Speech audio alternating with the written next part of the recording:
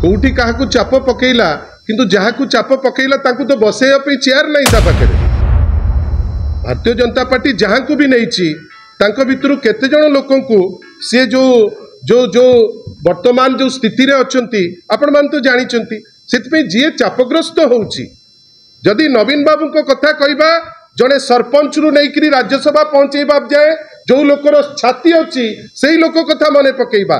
जदि नवीन बाबू को कथा कहबा आम परी व्यक्तित्व जी छात्र राजनीति आज पर्यंत नवीन बाबू को सांगे अच्छु कहीं सी ओडिशा को भल पाती नवीन बाबू तरुण तुर्की को भल पाती से चाप पड़ो चाप पकेबा तांकर अभ्यास किंतु चापग्रस्त समस्ते हेबे नहीं। आपण व्यस्त हुंतु नहीं।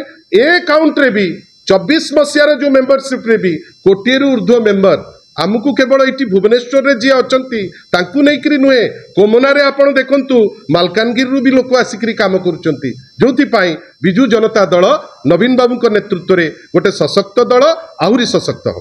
धन्यवाद।